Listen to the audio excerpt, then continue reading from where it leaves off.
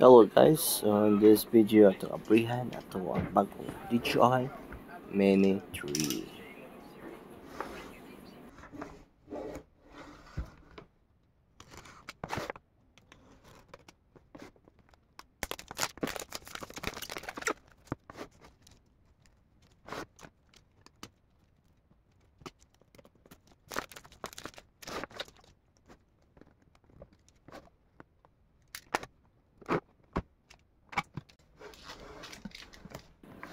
Pag-abri pa lang sa box, ang ato ang DJI nakasulod siya sa iyang container bag. So kawas kato ng taon ug usay sulod ani niya.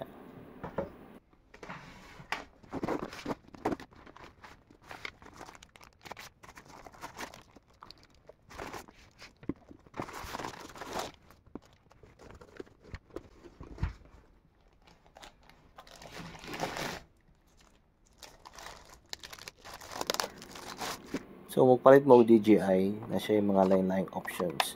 So ang akuha ang options ang gipalit ay katong fly more combo siya na siya batteries, 3 batteries o charging hub.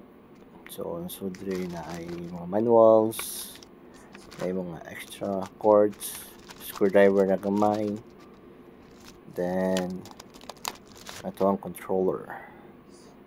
So ito controller nga gipalit is kato lang walay built-in screen. Then ito ang drone itself. Wow!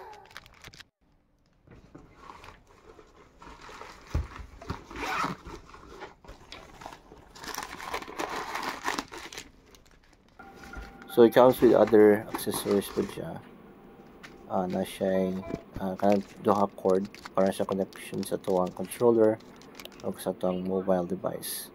Then na siya yung mga spare propellers, mga screws, for replacement sa tuwang drone.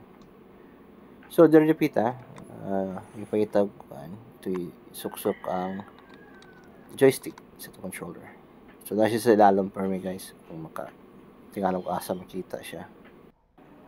So one reason na ipalita og controller nga i-connect na siya sa mobile device is wala kabalo ang mga DJI drones pwede siya magamit og mga third party nga apps.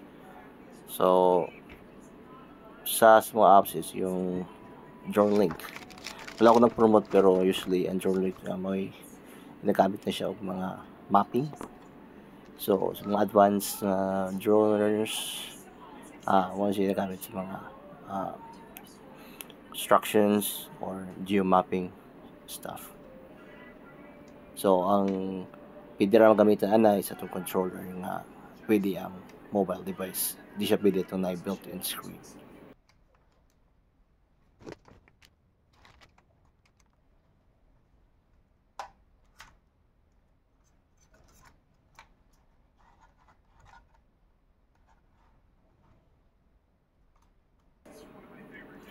So basta magkuha na to dre guys, magbukha din sa itong mga wings sa itong drone. Careful lang ta sa mga propellers nga di siya mga sangit. Usually mo na makabawog niya or makaguba.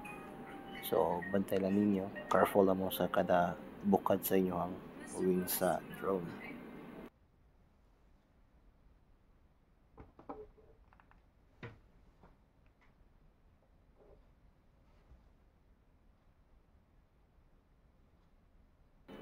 So, man ito ang DJI Mini 3 pag bukharo na siya.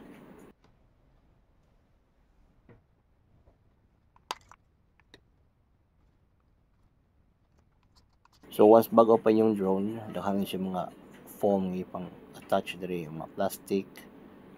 So, make sure tang taon niyo sa daan, hindi sir mo palupad kay maungat niyo yung drone.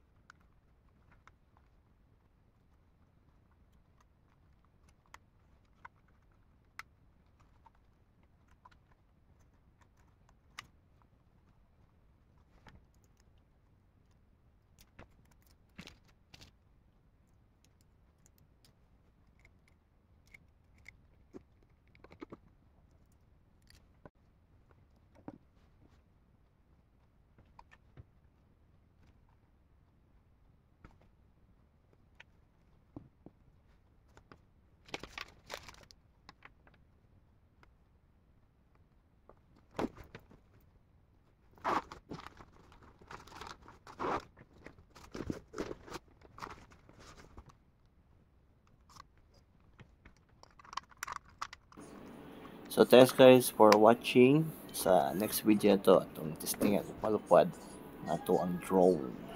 Thank you.